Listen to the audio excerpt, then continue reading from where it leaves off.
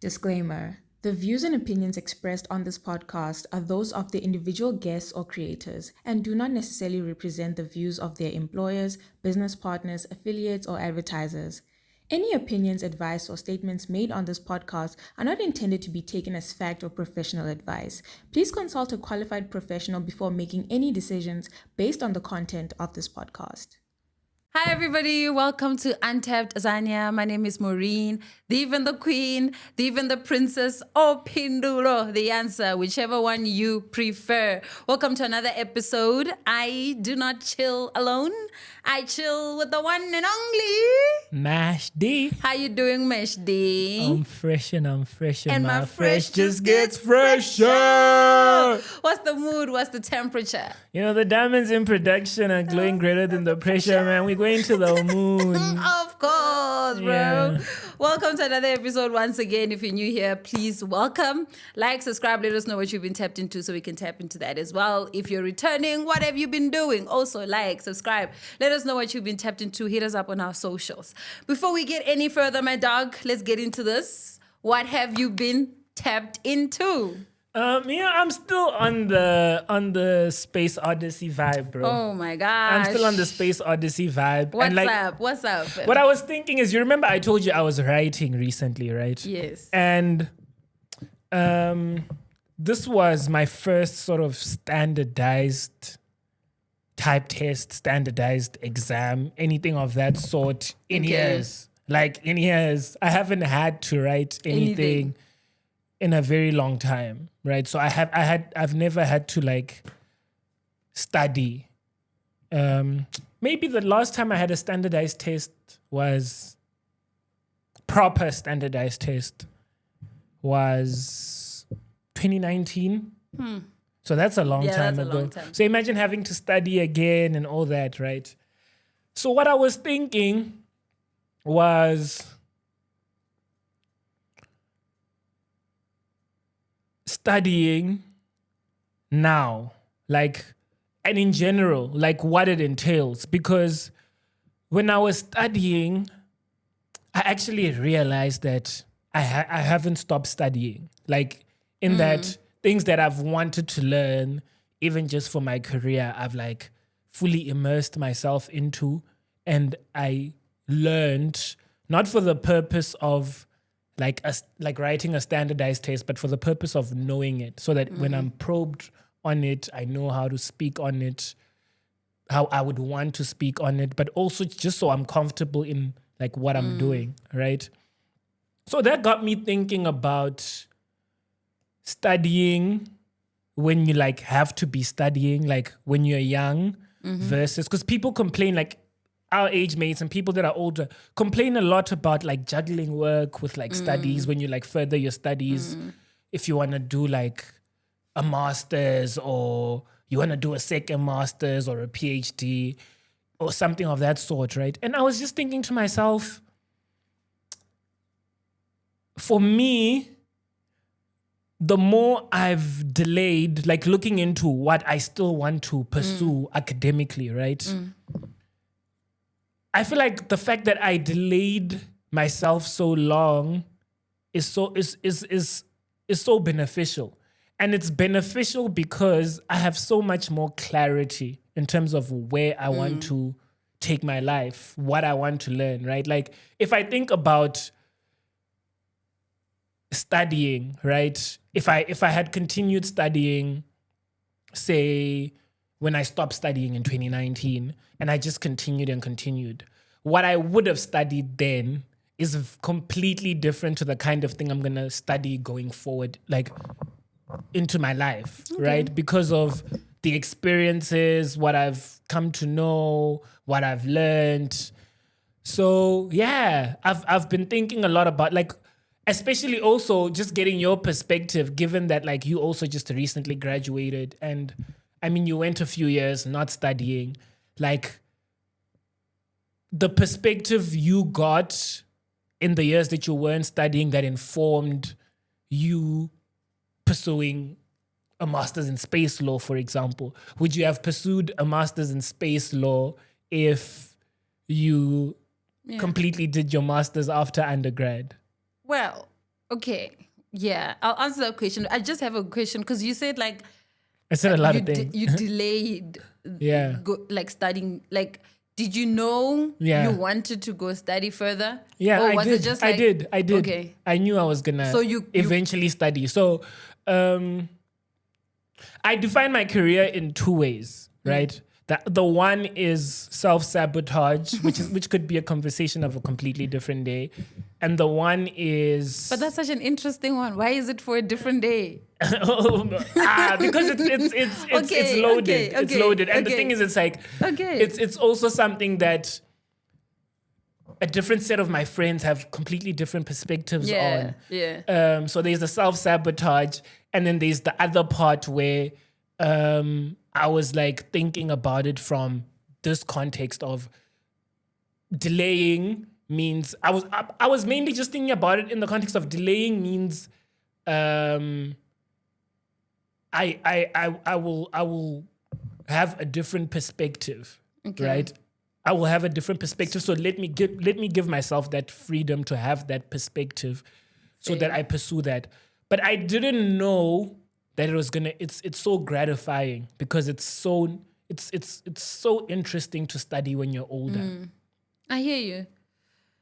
I think for me, I think it's a completely different thing for me because although I finished like in 2024, I actually started really early, like after I graduated, and then I just stopped while I was doing it. Okay. So it's a choice I made very early on.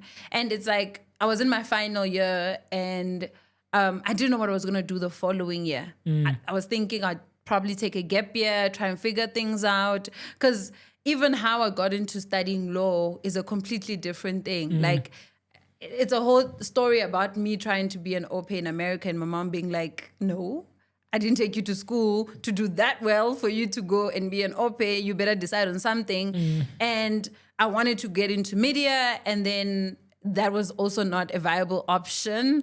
And the easiest thing I could get into that I felt would give me options was law, right? And obviously, because I had history with like debates and so on, and that was always a viable option from the beginning. So that became that. But there was a lot of other options in between that. So when I got to my final year, I wasn't sure if I actually wanted to do my articles or if I wanted to go work or if I just wanted to figure things out. And I go into the site and I see this like option available for me. It's like space. I'm like, what the hell is that? So I go into that and just go into a rabbit hole and I'm like, okay, I'm going to sign up for that.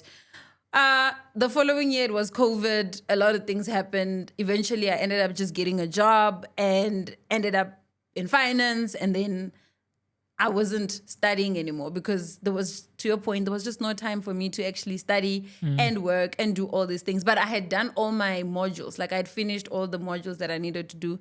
And then I just needed to write my dissertation, which I eventually just did. But I made that decision quite early on because of the fact that I was just interested in the topic and I wanted to find out more. I think though, if I had I waited, I would have gone a completely different direction. And I don't think I would have loved the direction I would have taken had I not made that decision earlier on.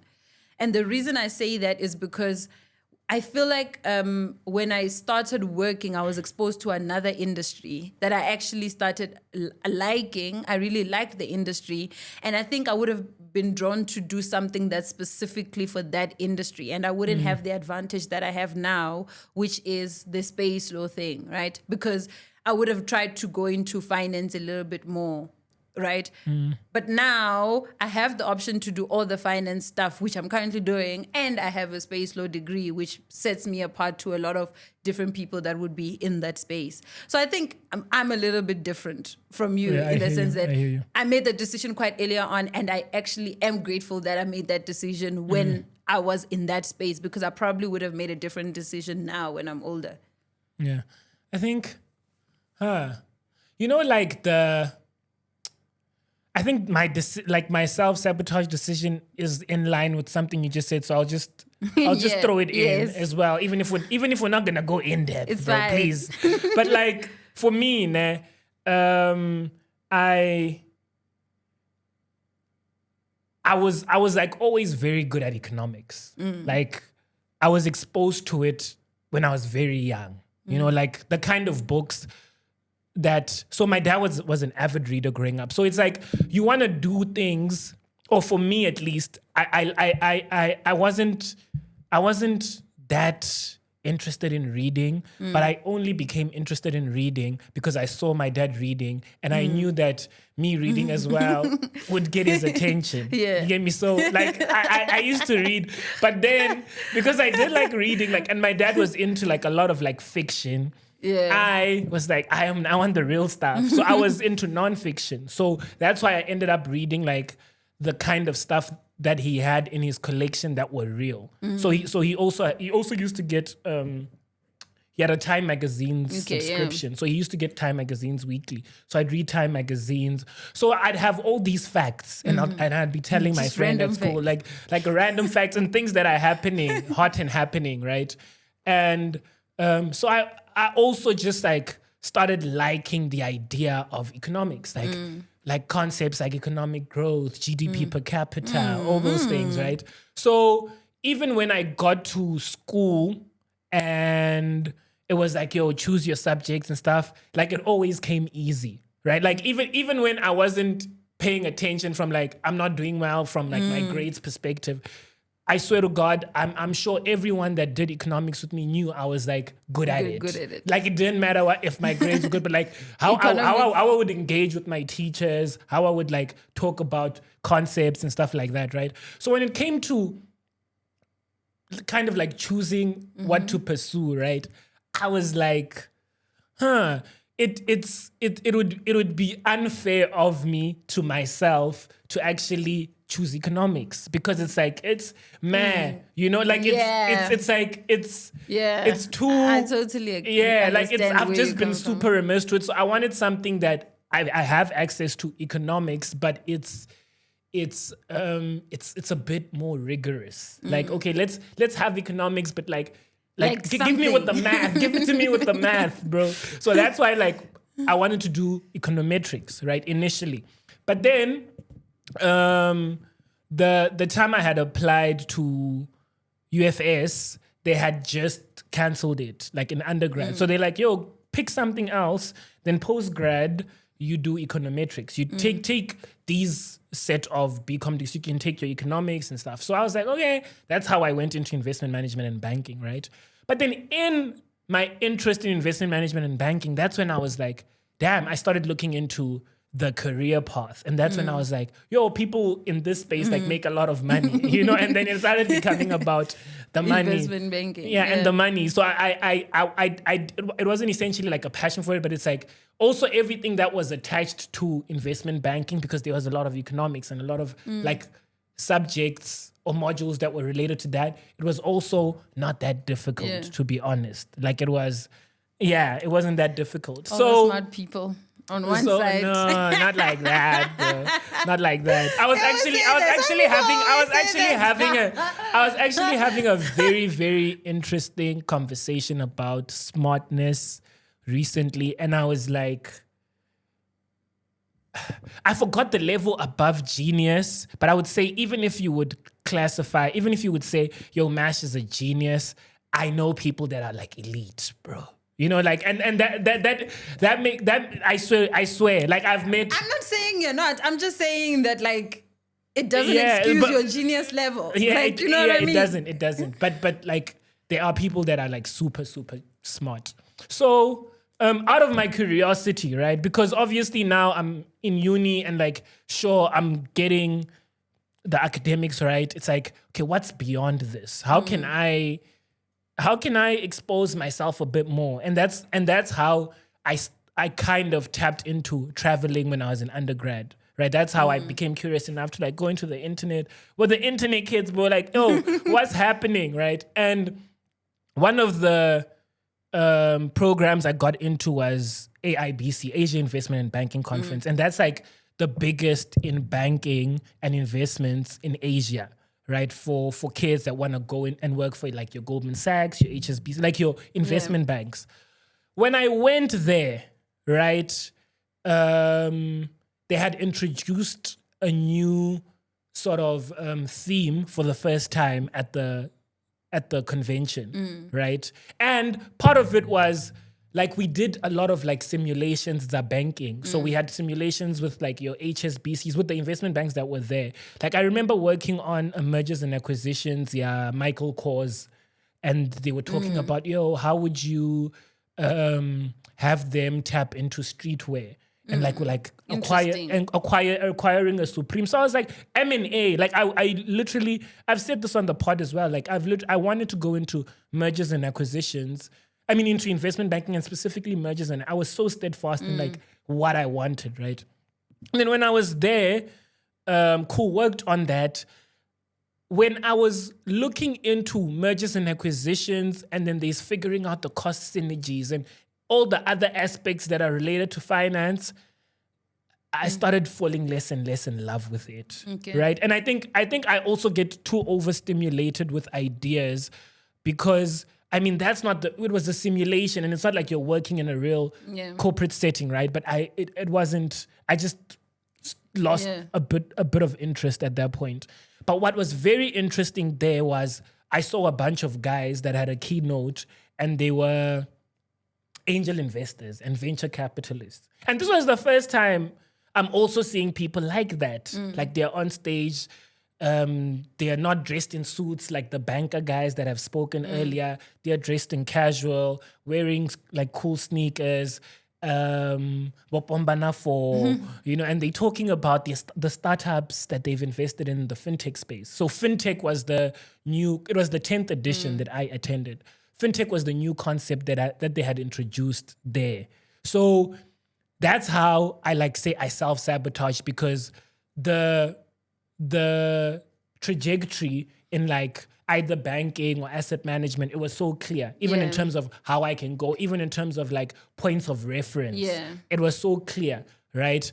But the level of interest that I got from like seeing how they spoke about the fintech space and what it was about, I was like, I want in here, And then that's when I came back to the country, I was like, fintech, right? And that's how I like sort of completely shifted, right? So there's a whole conversation around the self-sabotage, because for some people it's like, no, but it's cool and innovative and I have my reasons for why it's self-sabotage, because of the cost that comes with going into uncharted territory, like having no point of reference. And like I'm able to observe every other sort of realm in the context of all the other people I was with and what certainty brings. Like there's so much, like certainty can be super beneficial in its own way. I hear that, because I sort of, with me as well, when I have conversations with people, it's sometimes people are like, wow, that's so interesting, right? Actually, a lot of the times when I tell people, they're like, oh, wow, that's so interesting. What are you going to do with it, right? That's like, after, that's so interesting. It's like, what are you going to do with it? You're in finance now, you're doing space law. That's so like messed up. Or you find people that are like crazy, because that's like opportunity. That's like space for you to kind of create this new space for yourself and just go into it, right? And the cost of going into things that have not been done before is that like there is nothing there. You like have to build from the ground up, but the reward as well from there is actually much more rewarding, right? It's exponential. And I remember just having conversations with people, and I'd say for me, that space is very much excuse the pun. It's actually about like legacy, right? As much as I want to create something that feeds me or that is rewarding to me, I feel like most of the work that I'm gonna do is just to lay the ground for other people to kind of walk on. And I've actually made peace with that. And sometimes when I have conversations with people and it's like, but like you could have done 1, 2, 3, and 4 during the time that you did this, I always think that like the legacy that this thing is worth cancels out the 1, 2, 3, I mean, 4 you things have, that I've it actually also done. goes back to like you have one life. Right. Like people approach life like they have many kids at it. So it's so important to move in ways that you can look back at, and like I like the legacy chat because you can look back and be proud of and say Yeah. these are decisions that speak to how I want my life to sort of pan out, right?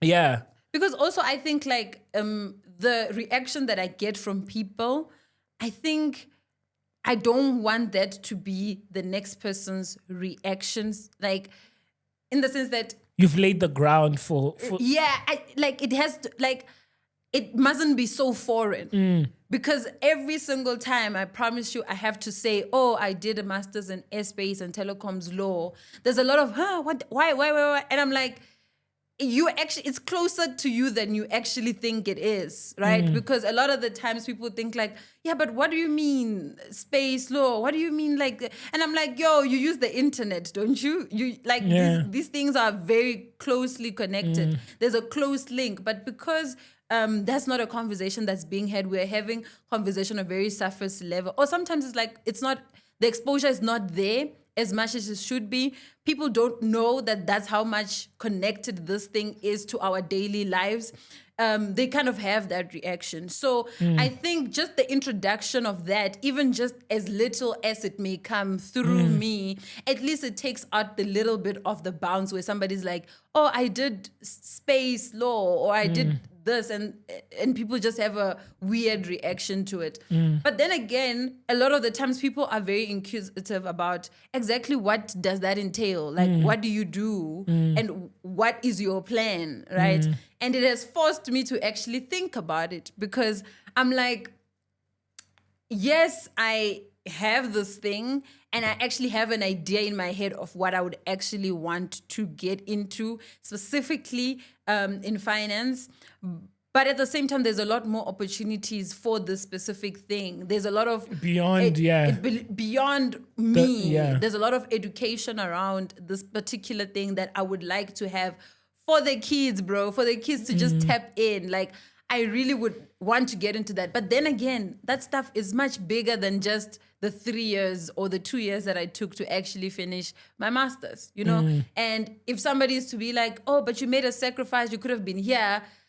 If I compare that with impacting communities and kids that come up to be astronauts and go to space and discover new planets, if even that's possible, or asteroids that will help us in the future, there's no amount of comparison that will ever match up to that. So I guess it's also a price to pay for being that person. It does come at a cost. It does come at a cost. But yeah. It does come at a cost. Like I have conversations with some of my friends where, not in the exact words, right? But I'll be talking about things I'm doing, and they'll be like basically you're literally your ancestors' wildest dreams. Yeah. You know, like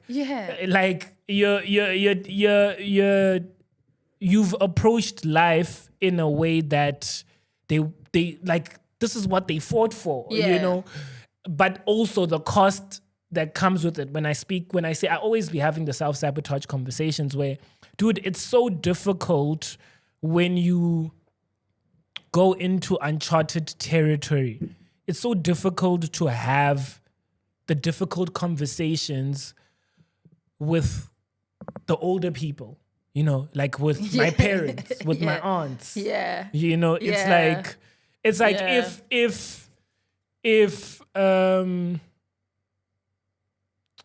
if Onyx Africa isn't doing well, then I'm unemployed. You get me? But also, I've never looked at myself like that. Yeah. You get me? Like I've never been like, not to say I've never applied to a job, but it's always when I do, I'm like, yo, that's so fun. It would like my journey is linear, is what I mean. Like everything that I want to do, right, is just, I always speak of like the fallback double negative. Yeah. And that's the kind of conversation you will have with, that I kind of be having with my aunts and my mom, and like, it's like, have something to fall back on. And I don't like that. Like, even if I'm going to be like learning, like sort of like the next phase of my career, I was looking at it like, not just my career, but my studies, God willing, I have enough time and it's set up right, is I have 3 more moves in me academically. And 1 is a career move. 2 is 1 for me, like for me. And then the 3rd one is 1 for fun. Okay. Those are the 3, ideally, right? But all of them are linear. Like it's still towards my vision. And like when I remember coming across this platform called Novo Resume when I was creating my first ever CV in undergrad, right? And the example they had there was Elon. And Elon had like Kabayo, where they had written, make humans a space-faring civilization. Like that's his lifetime motive, right? Yeah. And that made me think about like my own lifetime motive. And I think that's why I always say my journey is linear, right? Like I want to get to a point very soon that every day I wake up, I'm directly contributing to poverty eradication. Like all the work I'm doing, like poverty eradication and overcoming the inordinate levels of illiteracy. I had that written in the very first sort of like dumbed down CV I had. And it's still something that stuck with me. Like, dude, beyond like your purpose, but like what do you live for? Right? It does not make sense to me that like poverty still exists. Right? So living a life where whatever I am doing, right? So like if you look at something like the pod, right? For me, I want people to learn. Like I genuinely, like in as much as we can fool around, we can laugh, I want people to learn from it, right? And to a certain extent, I look at that like, it's contributing to like literacy levels at the most minuscule level. But at its macro, it's like open a school.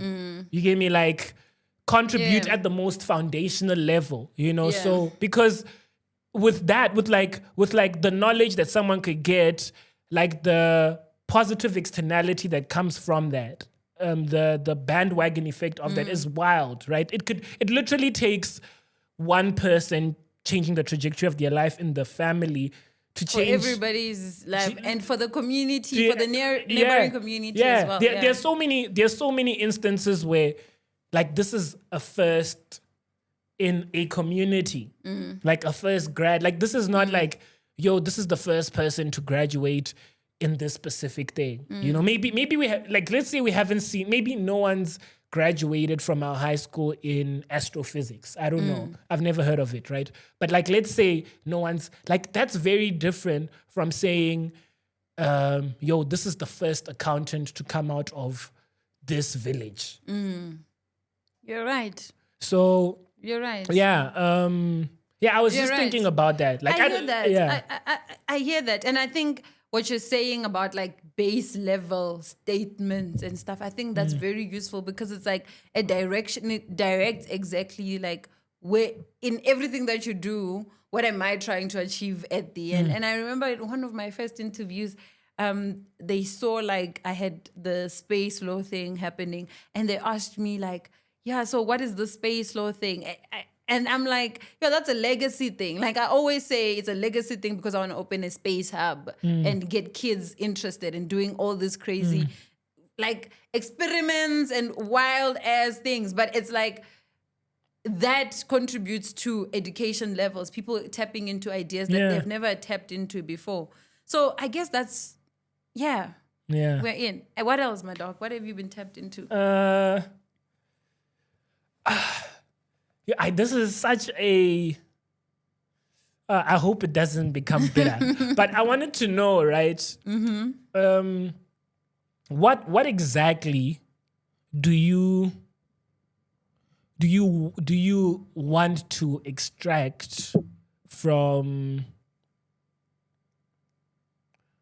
your therapy sessions? Like when you walk into therapy. Like what like when you think about it at the base level, like what is the one thing that you say, hey, this is the purpose of like doing therapy, going to therapy. Like this is what I want to get out of this session or just in general, if you think about it at a general level. Because I have this debate all the time with people, right? I have friends who are just like, no, I don't want to go to therapy. They're just taking our money. There's no need for therapy, right? Yeah. And I have friends who've been to therapy and they're like, I didn't get much from it, so whatever. I don't. And I have people who are just like, I'll go to therapy when I need it.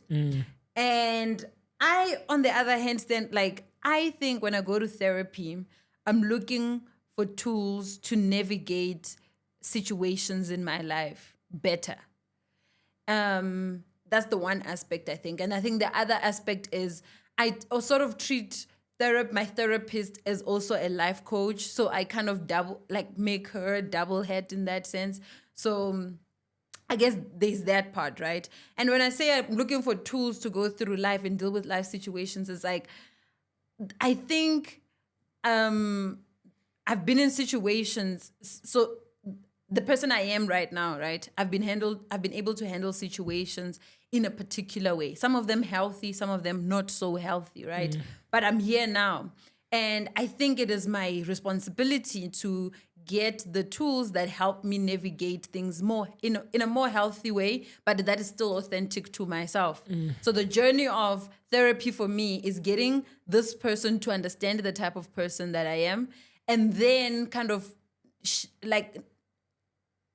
alter or kind of curate these tools that will help specifically me make decisions in my life that are more healthier for myself. And on the coaching side, obviously, that will help me achieve the stuff that I want to achieve.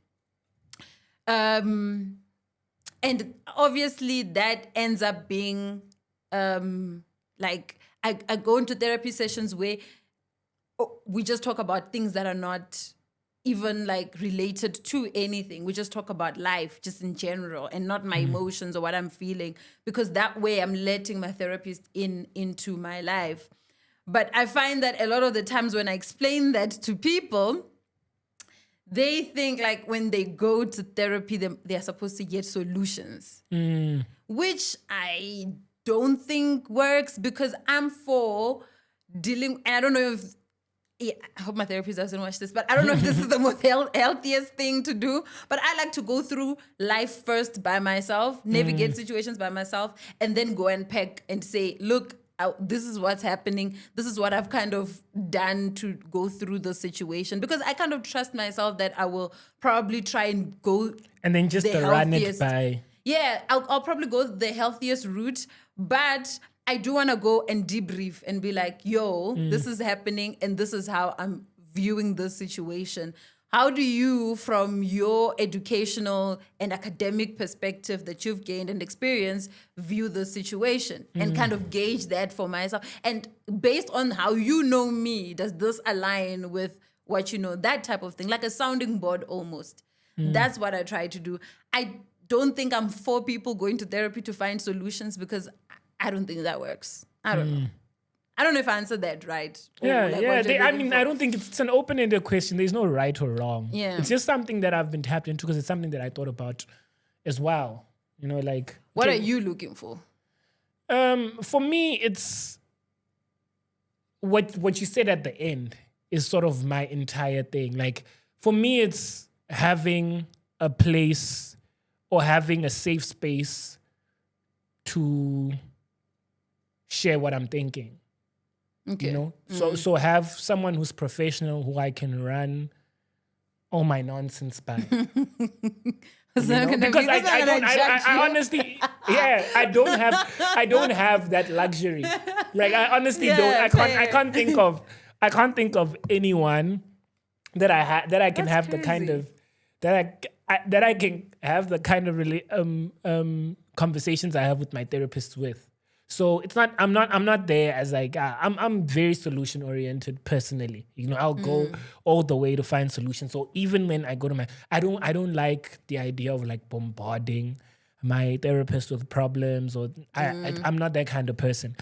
But I'm the kind of I like just, you know, yeah, man, life has been doing this and this and this and this and this and this has been happening. Like my therapist laughs a lot. And I don't know if she's just generally someone that like laughs, but it's like and that interests me where I'm just like, yes, bro, like I wonder what you have like done there's- on your board, like what Yeah, notes well, you're making.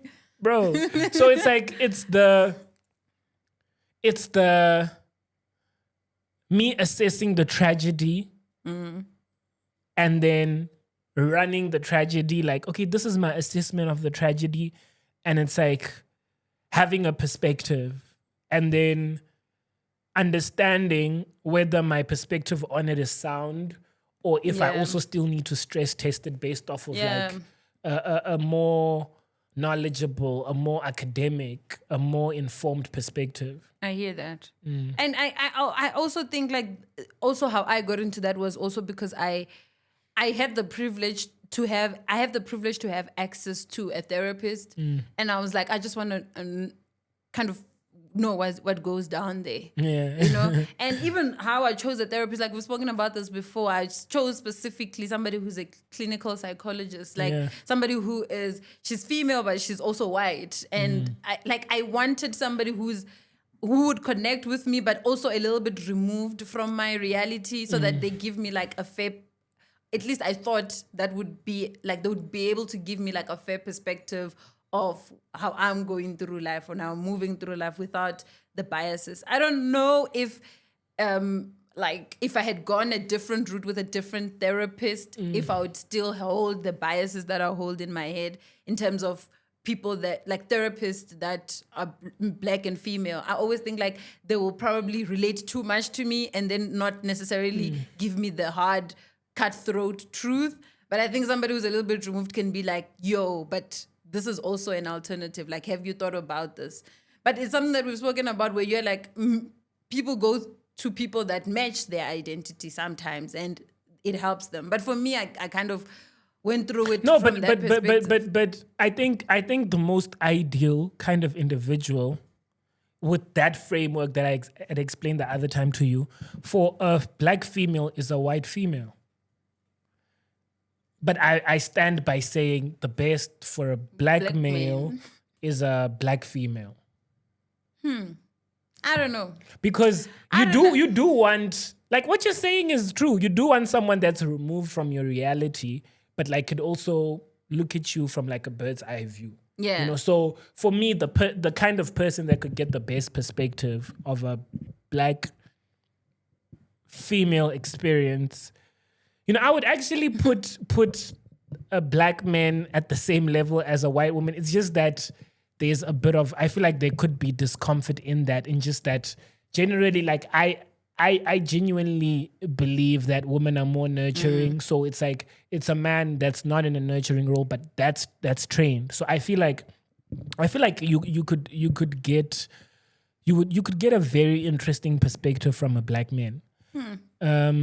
But I would also like I genuinely feel like I'm better off getting, because if you think about a black woman, right?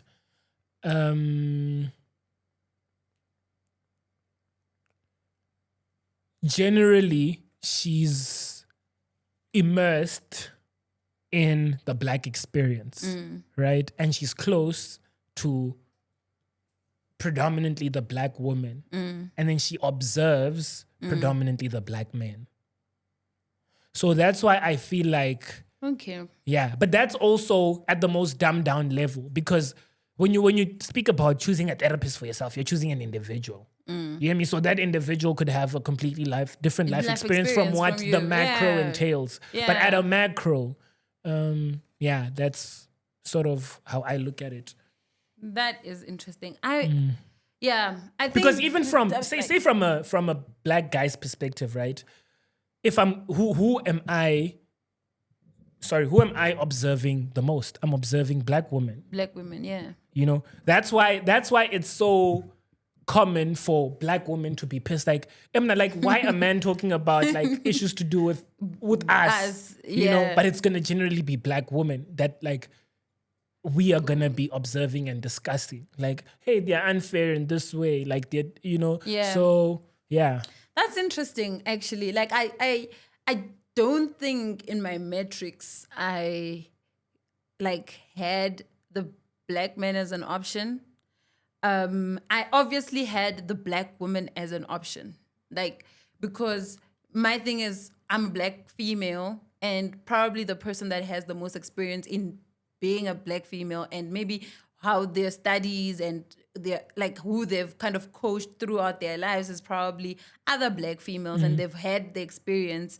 But I was scared that, like, if I go with that, I might just be nestled into a specific stereotype or a specific ideal that I didn't and you're want. completely, I agree with you 1000% in what you're saying. And that's why I'm saying, to get the bird's eye view that you would be looking Yeah. for, right? It would be closer to the white woman would be the black man. Because she's immersed in your experience, but she's not very much an observer. True. Okay, that's interesting. Yeah, what And have you been tapped into? Thinking and talking about therapists actually. Yo. But it's not about therapy. It's just Okay. like an observation I've made quite recently. There's been a lot of change, obviously, in my life, like personal life. And I've just been thinking about like this idea of returning to self. Right? And I think about it in the sense that like people always say like return to yourself, and I've been trying to figure out what does that specifically mean. What is self? Like what do they mean when they say that? Because I think that like life is meant to change you, right? Okay. And you are bound to evolve and look at things differently. If you're not changing with time and not learning from what time and your life experiences are teaching you, I think you fall behind. And I think sometimes we use these phrases to be like return to self, and it's like I don't know if the self I'm returning to is safe. But now at the point that I'm at, I'm probably a safer self than I was before. I don't know hear if you. that makes sense. I hear you. So I feel like now you're talking about I would say a self that's boxed. You get me? Like yeah. where and this is all just I don't think it's a social norm or anything. I feel like it's an observation, right? Where there's a self that's sort of boxed and you're saying, hey, go back into self. And it's like, yo, I'm not trying to exist in that box, right? Yeah. But then also there's the idea that the self evolves.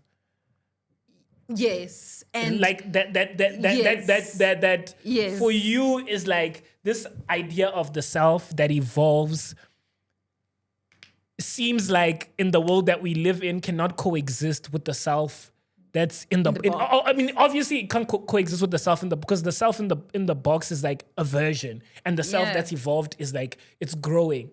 So it's just the observation of like, hey man, when you're saying I must go back to self, am I going back into the box, or are you allowing me to go back to tap this into evolved self. version? Yeah. Because I think that like a lot of the work, right, that I've probably been doing personally in the past couple of years has been to expose myself to things that I've not been exposed to before, right? And try and see what myself I evolve into, like what I evolve into as myself, right? And hence, when I say when I go to therapy, I'm looking for tools to help me as my authentic self to deal with life challenges in the most healthiest way. Whereas previously, I probably wouldn't deal with situations that way. Now I kind of have the better skills to deal with that situation. Now, and I know when people say return to self, they're probably talking, return to the true self of who you are. But I think, to your point, the true self of who I am is always evolving and changing and adapting to situations, right? And I don't want to get lost to this idea of this version of me that was boxed, or that boxed himself in this little cubicle, and I cannot spread my wings outside of that. And that got me, like I was watching a series of this lady, I think, I forgot what it is. I'll tell you after this. And the lady's talking about how she's never flown out of the country and she doesn't want to fly. And this lady's like, yo, you need to go out and explore your dreams and figure out life. And she's like, no, but that's impossible because I don't fly. And she's like, why don't you fly? She's like I'm scared of flying. But it's like, for you to experience life to the fullest and for the things that you want in life to be achieved, you kind of have to outgrow the self that thinks that flying is scary. You kind of have to go through that like path of facing the scary stuff in your life. Now, back to me, I think that the scariest things that I've had in my life, I've been able to like look at and face in the past couple of years. And that version of myself is, even though I had to go through certain things that were scary. Made you better. But yes, made me better. And you had to confront, yes, like that, for lack of a better word, fear. Yeah. You had to confront it to become a more better version of yourself. And I trust the evolved self or the evolving self that I am. Because right you now. do want that thing. It's just that there was a barrier. Yeah. And you had to, you have people like sort of that lady that will say, yo, that version can never exist because I'm not going to confront that barrier. It's making me think, it's making me think of a recent interview that I saw. It was a clip from the interview. I can't remember if it was Thierry Henry or someone talking about their time at Arsenal, right? And they were talking about Dennis Bergkamp. I don't know, but he was a phenomenal striker. And they were talking about how they knew how great he was and like how great he would play when they played at home, like their home games, right? And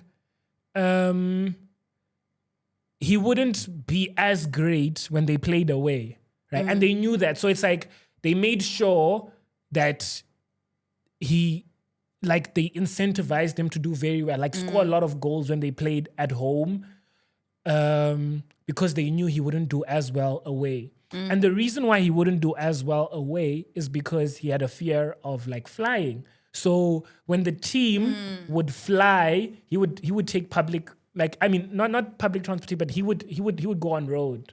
So like, let's say they're traveling for Champions League. They're going from London to Italy, Milan, like he would take a train or like he wouldn't fly, right? And then you think about how great of a footballer Dennis Bergkamp was.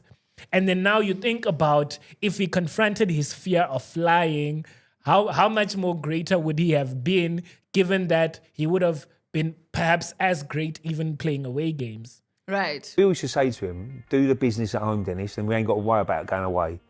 And he'll be brilliant at home. And he'll win us a game maybe, and then we go away games, and a lot of the time we qualified. If we really had a big game that was a 2-day trip, he would go. He would leave on Wednesday. What, and he would drive? He'd get his brother-in-law or whoever to drive him where he had to go. Newcastle away was a nightmare for him, always, because we go to Newcastle, he'd go up on the coach in the morning with a kit man. We'd be training, Dennis is gone. The way home was the worst thing for Dennis because we played a game, the coach would drop us at the airport, we'd jump on the plane and Dennis would be on that coach all the way home. On his own? Yeah, with the kit man.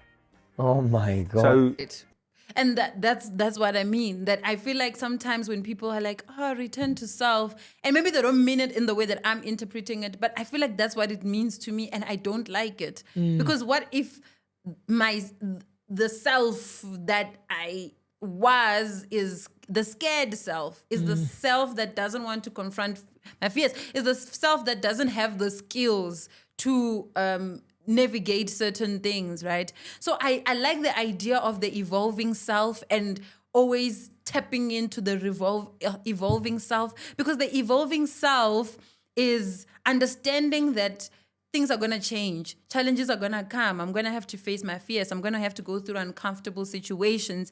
But even through that, I am still self, right? And I'm acquiring skills to go through life, right? Because if I don't go through that, I might not be better.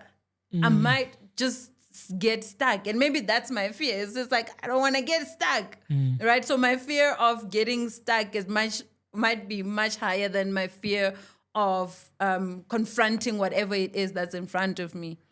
And I think about that in the context of us, especially in the age that we're in.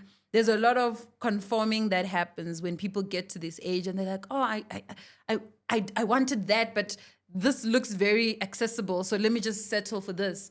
Or I wanted to do this thing, but what if I lose my job? What if I lose my friends, my friendship group? What if I lose my contact with big my point parents? of contention with my self-sabotage chat is how, dude, I'm confrontational in telling certain people like, you've just gotten to a point where you've made sense of the sacrifice that you've made to give up your dreams to now talk about something that isn't your dream so highly.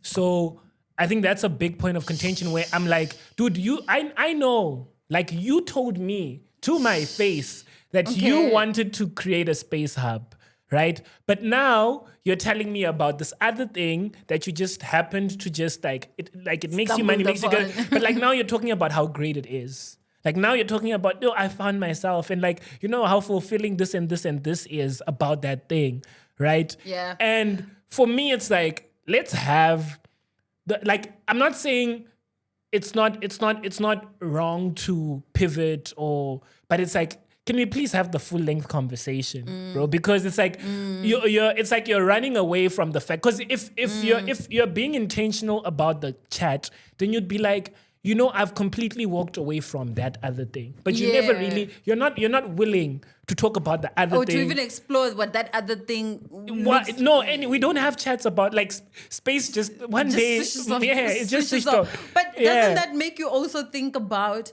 power in the world or just in general? Because I think when you go through life, right, and there's a video of a lady speaking about this where she's like, her biggest downfall and her biggest like, I think, what would I call it? Like a positive thing about her is that she doesn't necessarily respect power. So in social standings, when she gets into those spaces, right, even the most respected person in those standings, she's just like, human being. Corporate spaces, she gets there and she's like, human being. My biggest flex, but also my biggest downfall is that I do not view power structures the same way that society wants me to view them or most people view them. This affects how I view friend groups, social groups, clubs, scenes like that. This also affects how I view different things in corporate America. The people that a lot of people might look at and be like, wow, they're so magical, they're so mystical, they're so powerful, like who wouldn't want to be like that? A lot of times I'm actually not interested. I'm actually not that impressed. I respect everybody, but I don't have this immediate admiration for people just because other people admire them. And this really does show up like in my social life, because whereas most people might be wanting to like fit in with the in group or fit in with like this like socially elite group, whole time I'm looking at that group and I don't think it's elite. I don't understand what's so cool about it because I like to do things that align with my true identity. So if it doesn't align with me and I see things that I'm not interested in, just because majority of people are interested in it is not going to pull me to it and make me gravitate to it. So I will question it. I am usually not into it.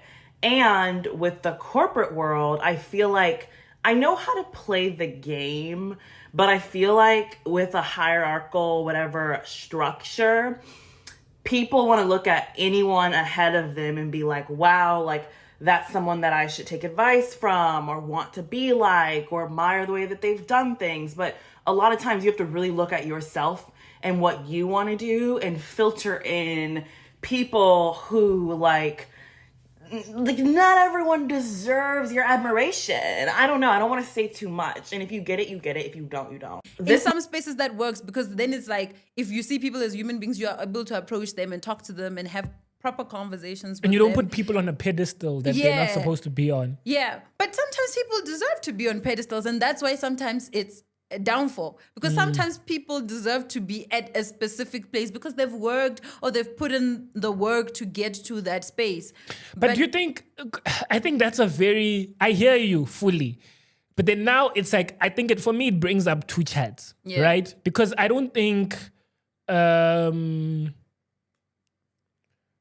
not conforming to power is being disrespectful. I feel like the chat around being disrespectful is completely different from. So knowing that this person is my boss and like I respect them, cool. But then the thing is, if that person has a problem because they're in a more powerful position than I am in, and then they feel like their position sort of gives them this authority that they can't, that you can't disagree with them. I feel like that's where the problem comes. Yeah, but I think you're right. I totally agree with that, because I was going to say that I feel like I agree with this person because that's how I view life. I just view people as people and not necessarily with the pedestals. But I also identify the fact that sometimes people want to be placed on those pedestals. And when you do not place them on those pedestals, it closes certain opportunities, certain doors, certain things, because they're not open to hearing from you, because they're like, when it's almost as if you are unimpressed and they feel personal or they feel judged by you not being impressed by them. Because why is everybody impressed by me and you're not? And it might be interpreted as disrespect, even though it is not, even though it's just like, yo, you're as much as you've done all this work and you deserve this level of respect, I'm going to respect you just as I respect the next person. It's not disrespect to your work. It's not disrespect to the amount of hours or effort you've put into being the person that you are. It's just like, people are people, and all of us are going through something. All of us experience emotions in the same, experience emotions, right? The same emotions. So, I've seen this thing where this guy is talking about, can't remember who it was, but how real authority, I'm not even going to be able to articulate it right, but like how real authority sort of goes against the basis through which it exists. Like okay, maybe let me use the example that was made. Like how if you are a teacher, né? Everything that I know, if I'm a good teacher, I'm passing on. So it's like I'm giving up that authority eventually. You get me? Like the basis by which I exist, I give up.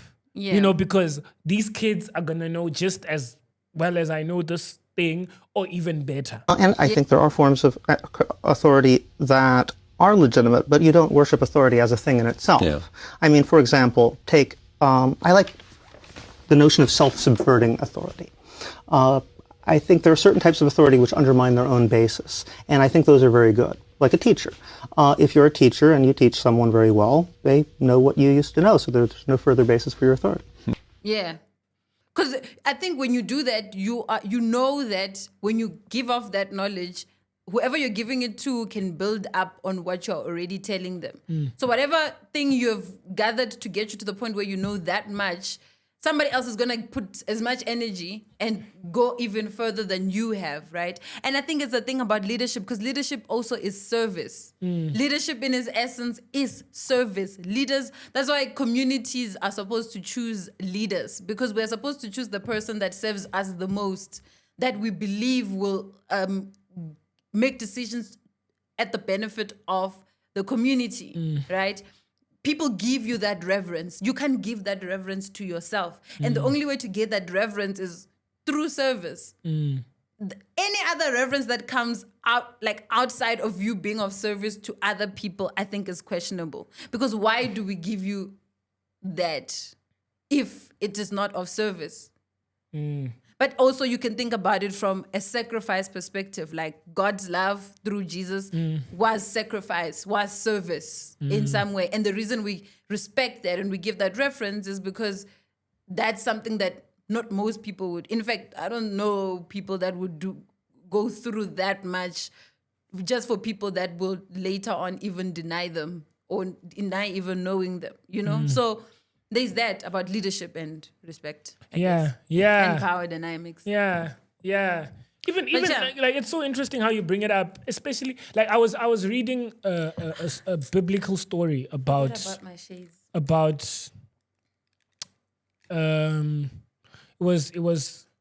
was a king of Israel at the time. It's 1 Kings 22. It's a very interesting story. It's the king of Israel and the king of Judah. And then like the king of Israel wants to sort of attack a certain kingdom, right? And he says, yo, we need to get, runs it by the other king, and they're like, yo, can your army support my army? Like, yeah, I got you. And then it's wild. You'll be laughing at how I tell these biblical stories. And then he's like, I got you. And then the other guy is like, yo, let's run this by the prophets. Yeah. Right? Let's run this by the prophets to figure out if like it makes sense to actually, if the Lord is with this, right? They ran it by 400 prophets, right? And they all said, attack, But there was one prophet that said, nah, man.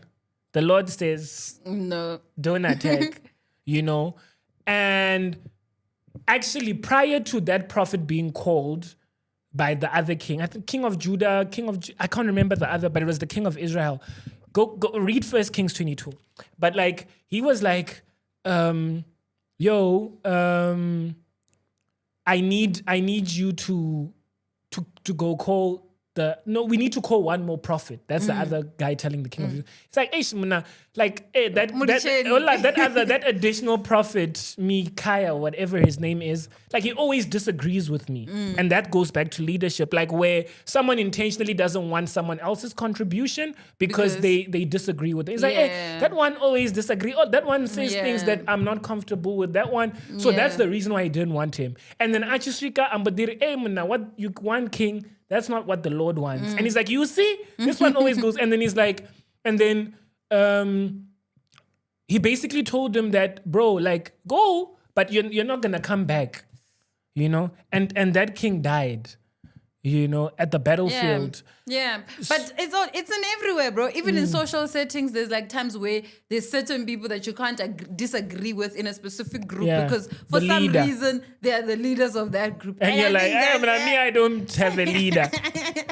So we struggle with social groups. But yeah, question of the week, Meshi. Are you more momentarily or more memoristically? So what I mean is, right, I'm sorry that I put it that way. I was just being corny. But are you more like live for the moment or live for the memory? Because sometimes it's like I've had these moments where I'm lost in the sauce and like something great is happening, but it's like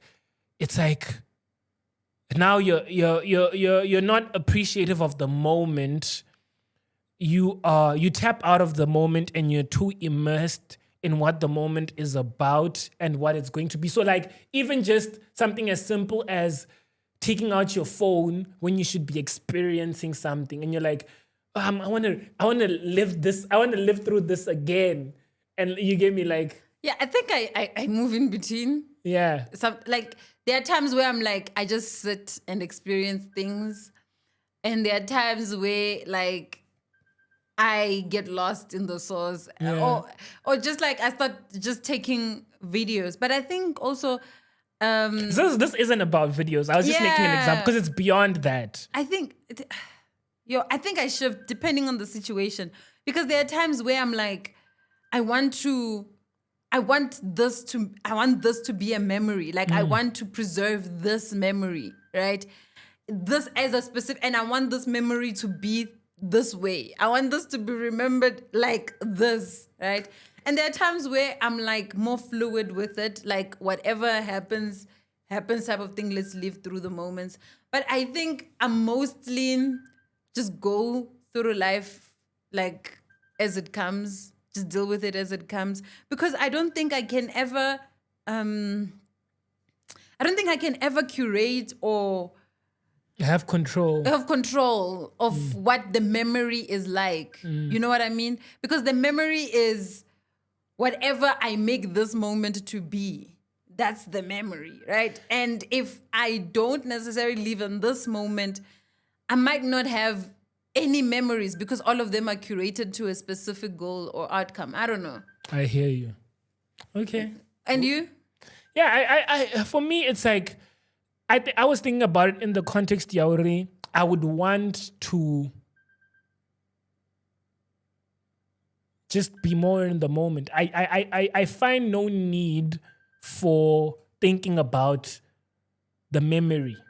You get me? Like that's what I'm beginning to think about it as like I find no need because the memory will exist regardless. But because I don't have control, I agree with you. It's like I get lost in the source and then I end up thinking too much about the memory. Now it's like I want to curate this memory to become a certain way and like, but what I want to be more intentional about it because I don't want it to be about the memory. I want it to be more about the moment. I hear you. Yeah. But yeah, Mesh, this is gonna air like on our 1 year anniversary for the pod. Literally, like we've made it through Yeah. a year. Yeah. A year. We've made it through a year, bro. Yeah. Look at that. Yeah. What are your reflections? Quick ones, man. Like just quick reflections. I'm just so grateful that we got here, fam. Like, I think that's what's top of mind.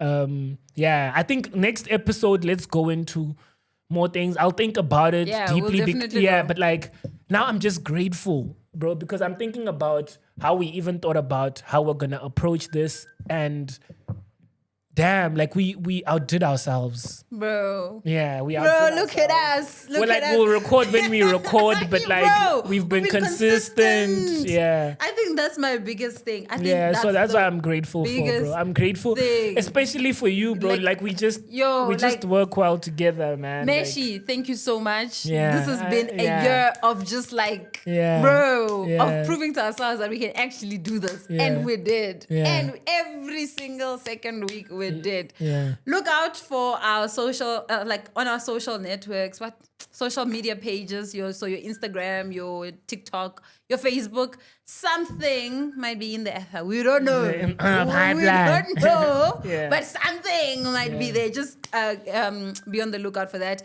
But in the end, it's what, my good sir? Peace sign for the Peace out.